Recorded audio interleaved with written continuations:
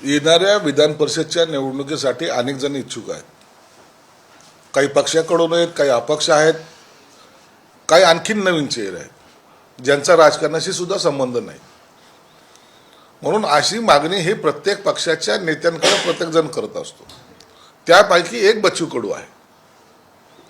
म्हणून त्यांनी एकनाथ शिंदे साहेबाला भेटले किंवा आणखीन कुणाला भेटले, त्याच्यावर विधान परिषदेची चर्चा झाली असं काही मानायची गरज नाही. जोपर्यंत एकनाथ शिंदे साहेब हे स्पष्टपणे सांगत नाहीत तोपर्यंत बाकी सर्व भेटीगाठीला, बाकी सगळं उमेदवारीला कोणताही नावाला आणखीन डिक्लेरेशन जोपर्यंत होत नाही तोपर्यंत काही अर्थ नाही. म्हणून बच्चू कडूंनी काय करावं किंवा एकनाथ शिंदे साहेबांनी काय करावं हे सांगायची आपल्याला गरज नाही. पक्षाचे नेते म्हणून ते निर्णय घेतील. आणि म्हणून आतापर्यंत एकनाथ शिंदे साहेबांकडं 10-12 जणांनी आपली इच्छा प्रदर्शित केलेली आहे. त्याच्यावर तो एक योग्य निर्णय त्यांना घ्यायचा आहे. म्हणून काही वेळ हे वाट पाहावी लागेल. ज्यावेळेला ते निर्णय घेतील तो योग्य निर्णय असेल असं आमचं समज आहे. तुमच्या पक्षाने त्यांना असे सांगितलं की त्यांची संघटना तुमच्या पक्षात विलीन करा आणि मगच ते आमदार. या सगळ्या बातम्या आहेत. त्यांची संघटना विलीन करा किंवा काय करा, त्यांना काही उमेदवारी दिली का, त्यांचं काही नाव जाहीर केलंय का, या सगळ्या प्रोसेस ज्या आहेत जर दिली तर काय करायचं किंवा काय निर्णय त्यांना लादायचा आहे किंवा काय त्यांना सांगायचं आहे हे एकनाथ शिंदे साहेब सांगतील. म्हणून आता तरी त्या गोष्टीवर कोणतीही चर्चा झालेली नाही. नीलम गोऱ्हेंचं नाव निश्चित झालंय पण त्यांच्याही नावाला विरोध आहे अशी चर्चा आहे. हे बघा, सर्व सकाळी एकाचं नाव फायनल होईल, दुपारी एकाचं होईल, संध्याकाळी एकाचं होईल. या सगळ्या ज्या बातम्या आहेत जोपर्यंत शिंदे साहेब अधिकृतपणे नाव जाहीर करत नाहीत तोपर्यंत हे सर्व नावाची चर्चा चालू राहणार आहे. म्हणून थोडं वाट पाहावी लागेल. शिंदे साहेब जेव्हा निर्णय जाहीर करतील त्या टायमाला या सगळ्या विषयावर पडदा पडेल. मराठी सक्तीच्या पार्श्वभूमीवर तुम्ही 10वा उमेदवार देणार आहे याच्यामध्ये अशी चर्चा आहे की शिवसेना 10वा उमेदवार देईल. आणखीन कोणतीही स्ट्रॅटेजी ठरलेली नाही आणि ती वेळ आलेली नाही. म्हणून 10वा उमेदवार द्यायचा का ना द्यायचा हा सर्व निर्णय शेवटच्या क्षणाला घेतला जाईल. रिक्षा चालकांना मराठी सक्तीच्या पार्श्वभूमीवर वाद वाढत चाललाय. तर इम्तियाज जलील यांचं म्हणणं आहे की मराठी शिकायला थोडा वेळ द्यायला हवा. हुकून काढू, मोडून काढू ही गुंडागर्दी कितपत योग्य आहे? जो काल आलेला आहे ना, महिनाभर पूर्वी, 6 महिन्यापूर्वी बिहारमधून आला असेल, UP मधून आला असेल किंवा इतर राज्यातून आला असेल, त्याच्यासाठी निश्चित थोडंसं अवघड जाईल हे मान्यच आहे. पण अनेक वर्षापासून इथं राहतोय, अनेक वर्षापासून इथलची भाषा बोली त्याला माहिती आहे, इथं व्यवसाय करतोय, सर्व काही करतोय, तर त्याला मराठी आली पाहिजे. हे काही मागणी काही गैर नाही ना. तुमच्या शाळेत तुम्ही जाता, इथं शिकता येतात. आता अनेक काही लोकांना 40-40, 50-50 वर्ष इथं झालेली, त्यांना आम्ही आमचं मानतो, महाराष्ट्राचा येतो आणि त्याला मराठी आलीच पाहिजे ना. म्हणून ही मागणी काही उचित नाही असं म्हणायचा काही अर्थ नाही आहे. जे नवीन असतील त्यांच्यासाठी जर काय असेल तर निश्चितच कालावधी त्यांना मिळाला पाहिजे आणि त्यांनी ते शिकलीही पाहिजे. वक्तव्य आहे ते काल एक सभेत बोलताना म्हणाले की नाशिकमध्ये जी कंपनी धर्म परिवर्तन करायचं त्यातली एक आरोपी आहे निदा खान, जिला पोलीस शोधतायत की फरार आहे. पण जलील म्हणतात की मी तिला भेटलो, तिच्या कुटुंबियांनाही भेटलो आणि तिला सांगितलं की सगळं जग विरोधात गेलं तरी मी तुझ्या पाठीशी उभे. याचा अर्थ या धर्मांतराच्या कांडामध्ये इम्तियाज जलील स्वतः आहे. जर त्याला भेटला असेल, ज्याला आता आरोपी केलेले पोलिसांनी मुळात, आणि हा जर भेटला असेल आणि जग कुठं तुझ्या विरोधात जाऊ मी तुझ्या पाठीशी आहे म्हणजे तिला फूस लावण्याचं काम या इम्तियाज जलीलने केलेलं आहे. आणि मला वाटतं पोलिसांनी आता त्याच्यावर सुद्धा गुन्हा नोंद केला पाहिजे. अशा प्रकारे समाजामध्ये एक वेगळं वातावरण तयार करण्याचा, लव जिहादच्या नावावर, धर्मांतराच्या नावावर, आणि अशाला पाठिंबा देणारे जाहीरपणे जर बोलत असतील तर त्यांच्यावर गुन्हा झालाच पाहिजे.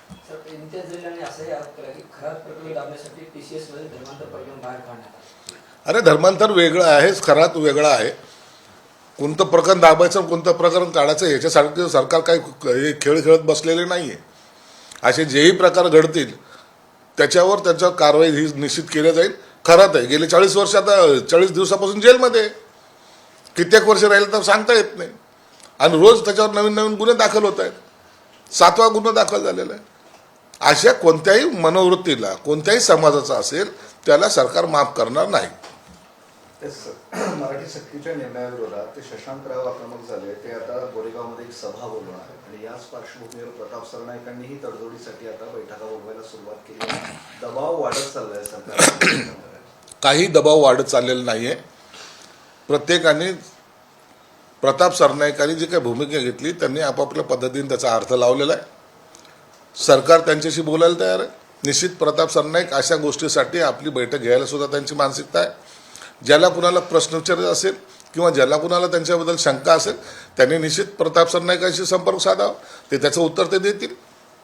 याच्याच ह्याच्यात संजय निरुपमांच्या गाडीवर हल्ला करण्यात आला होता, माहिती असेल तुम्हाला. राज ठाकरे आणि अमित ठाकरे त्या 11 जणांचा आता सत्कार करणार आहेत. आता या गोष्टीला खऱ्या अर्थानं विषय वेगळा आणि राजकारण वेगळं असा हा टर्निंग देण्याचा काही लोक प्रयत्न करत आहेत, परंतु मला वाटतं त्याच्यातून काही निष्पन्न होणार नाही. नाशिक कुंभमेळ्याच्या पार्श्वभूमीवर खायची लॉटरी लागली आहे. तिथल्या ते रिंग रोडवर त्यांनी जमिनी घेतल्या होत्या, त्याला आता कोट्यवधी रुपयाचा भाव मिळतोय.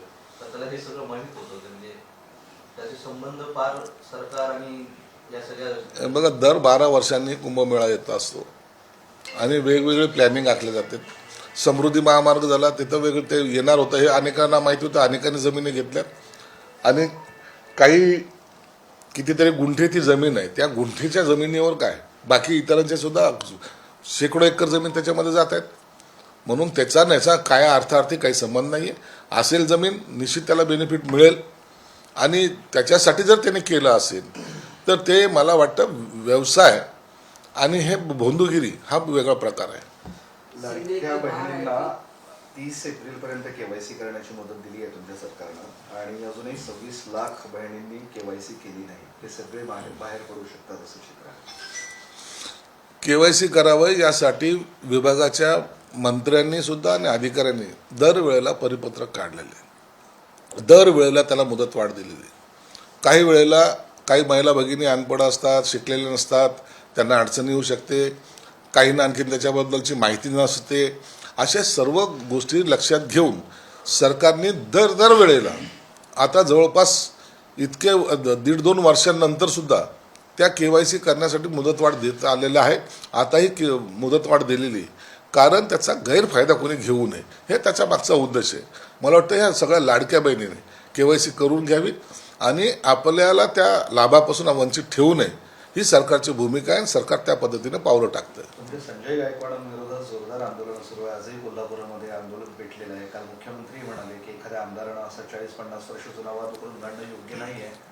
पक्षाकडून काही कारवाई नाही त्यांच्याकडून अपेक्षित होती. संजय गायकवाडांनी एक भावनेच्या भरात किंवा शिवाजी महाराजांवर एकेरी भाषेमध्ये जो काही उल्लेख केला त्याचा तो निषेध त्यांनी करायचा प्रयत्न केला. त्यांनी हेही सांगितलं की मी पुस्तक वाचलं नाही, परंतु शिवाजी महाराजांचा एकेरी उल्लेख करू नये ही त्याची भावनिक ही ती साध होती. परंतु ते मांडताना त्यांनी ते चुकीचं मांडलं गेलं, हे मान्यच करावं लागेल. त्याच्यासाठी एकनाथ शिंदे साहेबांनी त्यांना समजही दिलेली आहे आणि संजय गायकवाडांनी माफी मागितली. म्हणून आता हा विषय तिथं संपला पाहिजे आणि त्याच्यावर आता पुन्हा भाष्य करून तोच विषय समोर आणणं मला वाटतं उचित नाही. युद्धाच्या पार्श्वभूमीवर खत टंचाई आहे आणि अशात आता सगळे खत विक्रेते बेमुदत संपावर गेलेले आहेत. आता शेतकरी या काळात खत विकत भरून ठेवतात हंगामापूर्वी. त्यांची ती अनुभूती भूमिकावर टीका होते की अशा वेळेस नाही, खत टंचाई असायला काही कारण नाही आहे. खत टंचाई हे काही बाहेरून आपण काय खत मागवत नसतं, तर इथं स्थानिकच खत निर्मिती होत असते. म्हणून अशा वेळेला काही लोक युद्धाचं नाव घेऊन जो काळा बाजार करतात त्याच्यावर आता शासनाने कडक पावलं उचलली पाहिजे आणि त्यांच्यावर कारवाई केली पाहिजे.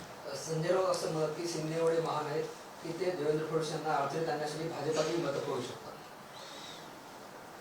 संजय राऊतला याची जाणीव झाली, त्याबद्दल त्याचे आम्ही आभारी आहोत. आम्ही किती महान आहोत त्याची जाणीव तुम्हाला झालेली आहे आणि भविष्यात सुद्धा आणखीन जर तुम्हाला जाणीव झाली नसेल तर काही काळामध्ये आणखीन एकदा तुम्हाला आम्ही जाणीव करून देऊ. धमक असं म्हणजे असावी लागते. राजकारणामध्ये फक्त बोलगेवढेपणा करून किंवा एकमेकाचे चपला उचलून राजकारणात पुढे जाता येत नाही. त्यासाठी स्वतःची कॅपॅसिटी आणि तुमचं असलेलं अस्तित्व तुम्हाला सिद्ध करावं लागतं. म्हणून एकनाथ शिंदे साहेबांनी काही असेल एक आपलं अस्तित्व सिद्ध करण्यासाठी जे काही उठाव केला तो अख्ख्या देशाने नाही जगाने पाहिलेला आहे. राज्य शासनाने भोंदू बाबांना राज्यात कार्यक्रम घेण्यासाठी बंदी घालावी असं छत्रपती संभाजीराजे भोसले म्हणतात. भोंदू बाबा हे प्रकरण उघड झाल्यानंतर आपण त्यांना भोंदू म्हणतो. खऱ्या अर्थानं या भोंदू बाबांच्या सुळसुळाट हा गावापासून गावखेड्यापासून ते शहरापर्यंत आहे. परंतु भावनिक करणे, त्यांना काहीतरी अडचणी सोडवतो असं दाखवणे, एखाद्या देवाचा मी अवतार आहे असं भासवणे, असे जे काही प्रकार करतात त्या प्रकाराला शासनाकडून अनेक योजना आहेत ही भोंदेगिरी बंद करण्यासाठी. परंतु असे जर भोंदू बाबा आढळले तर यांना कायमस्वरूपी यांच्यावर कारवाई तर केलीच पाहिजे, परंतु यांना कायमस्वरूपी कुठेही जाहीर कार्यक्रम घ्यायला ही बंदी केली पाहिजे. भोसले साहेबांचं जे काही म्हणणं आहे त्याला आमचं सुद्धा सहमती आहे. वादग्रस्त होत्यानंतर बागेश्वर बाबांनी माफी मागितली, मात्र ते असं म्हणतात की लव जिहाद मुक्त भारत व्हायला पाहिजे. अरे बागेश्वर महाराज आहे, कालच मी बोललो होतो, तो माफी मागणार होता. त्याचं मार्केटिंग त्यांनी करून घेतलंय. 2-3 दिवस सगळ्या अख्ख्या TV चॅनलवर त्यांनी त्याचं प्रतिमा केलेली आहे व्यवस्थित. माफी मागितली म्हणजे काय केलं? ज्या पद्धतीने तो बोलला आहे ती पद्धत म्हणजे माफी मागायची. आता मी शिवी देतो दुसऱ्या क्षणाला माफी मागतो, काय फरक पडतो मग त्याच्याने? असे हे जे करतात ना हे प्रकार, यांना मी थोडंसं आता तोंडाला यांनी चिमटा बसवला पाहिजे. आता ते प्रकरण संपलं, आता लव जिहादावर आले. आता लव जिहादावर चर्चा करायला लावतील 2 दिवस, नंतर म्हणतील की माझा तसा अर्थ नव्हता. महाराज लोकांनी संस्कृतीबद्दल, संस्काराबद्दल आणि असलेल्या परिस्थितीबद्दल बोललं तर मला ते उचित वाटेल. असं इतर गोष्टीवर महाराज लोकांनी म्हणजे बोलू नये, किंवा ते बोलल्यानंतर समाजामध्ये तेढ होईल असं वातावरण निर्माण करून अशी त्यांना आमची विनंती राहील. पण महाराजांवर जर असं बोलल्यावर तातडीने गुन्हे दाखल केले सरकारने तर महाराजांनाही सेन्सॉर लागेल ना, कुठेतरी त्यांना तंबी देण्यात येईल. कशाला? केंद्र सरकारने अनेक महाराजांना जेलमध्ये टाकलेले, आताही जेलमध्ये आहेत. महाराष्ट्र शासनाने सुद्धा काय कारवाई केलेली आहे. म्हणून सरकार कारवाई करत नाही अशातला भाग नाही आहे. परंतु उठछूट एखादा येतो, स्टेटमेंट करतो आणि त्याच्यामुळे वातावरण बिघडतं. हे एका जाती धर्मापुरतं नाही आहे, सर्व जाती धर्माला हा नियम लागू आहे. मराठी रिक्षा चालकांनी 4 मे रोजी संपाचा इशारा दिला. दरम्यान अमित ठाकरे असं म्हणतात की मराठी माणसाच्या अंगावर अडकत रस्त्यावर मारू.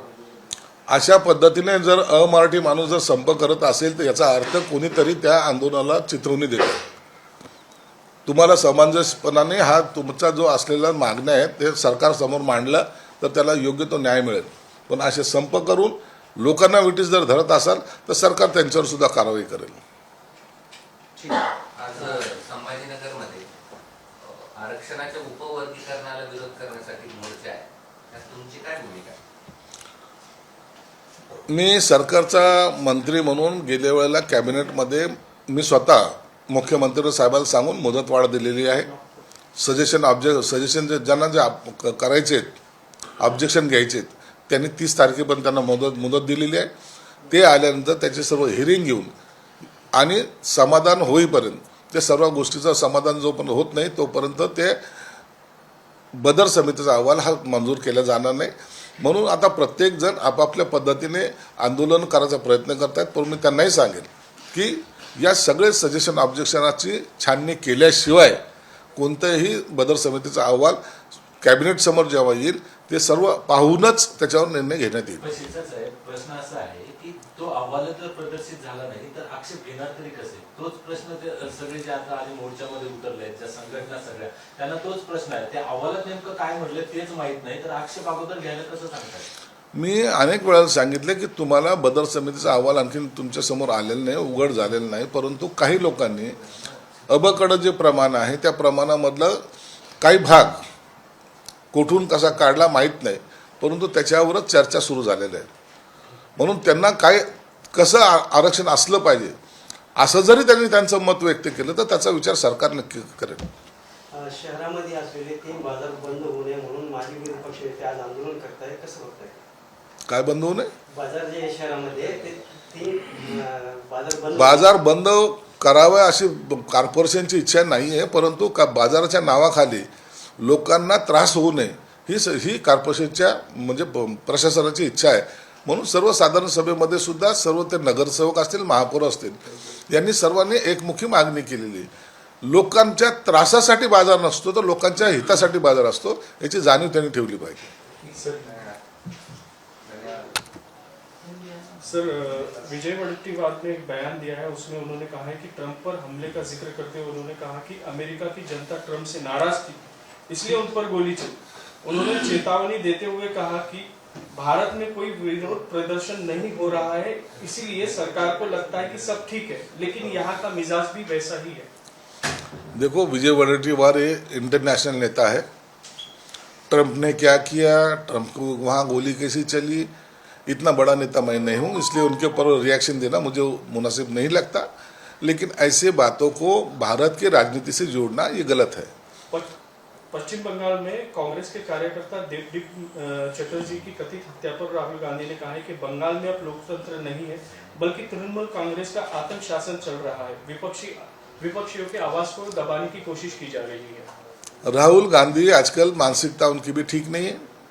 कल तक वो जो मोदी साहब के खिलाफ बोलने वाले थे, आज वो ममता बनर्जी के खिलाफ बोलेंगे, कल और किसी के बारे में बोलेंगे। उनको उनका पक्ष वहाँ डूबते हुए नजर आ रहा है, और वो डूबते हुए वक्त किसी के तभी खिलाफ में अपना मोर्चा खुला करना, ये उनकी मानसिकता है। लेकिन आज भी वहाँ की जनता जानती है, वहाँ का जनता जिस हाल में जी रही है, उसी तरीके से आज भाजपा की सत्ता वहाँ आने के चांसेस है। इसलिए ये सब नौटंकियां ये राहुल गांधी कर रहे हैं। अगर आप कानून व्यवस्था नहीं संभाल सकते तो इस्तीफा दें और नागपुर वापस जाएं, इम्तियाज जलील ने गृह मंत्री से। हाँ, इम्तियाज जलील ने बहुत अच्छी बात की है, उसके बारे में हम मुख्यमंत्री साहब से बात करेंगे, और वो इम्तियाज जलील को उनसे सलाह भी लेंगे कि सरकार कैसे चलाना चाहिए। किरीट सोमैया का आरोप है कि मुंबई में स्कूल जिहाद चालू है। उन्होंने दावा किया है कि लगभग 150 से अवैध स्कूल संरचनाएं मुस्लिम लैंड माफिया से जुड़ी है।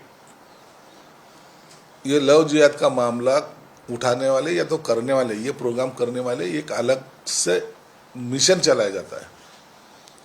कॉमन मुसलमानों को उसके साथ जोड़ना ठीक नहीं है, और ये जो कर रहे हैं ये बहुत बड़े पैमाने पे इनका रैकेट चल रहा है। सरकार की उसके ऊपर नज़र है, कड़ी नज़र है, और ये सब लोगों को जेल में डालने की प्रोसेस हमने शुरू की है। धीरेन्द्र शास्त्री यानी बागेश्वर बाबा ने अपना जो बयान दिया था उसके ऊपर माफी मांगी। अरे उसकी मार्केटिंग हो चुकी है धीरेन्द्र बाबा की, उसने अपने को उल्लू बनाया है, इसलिए उसकी मार्केटिंग 3 दिन की उसने कर ली है। अभी माफी मांग के फिर से वो नए ढंग से अपनी दुकानदारी चलाएगा।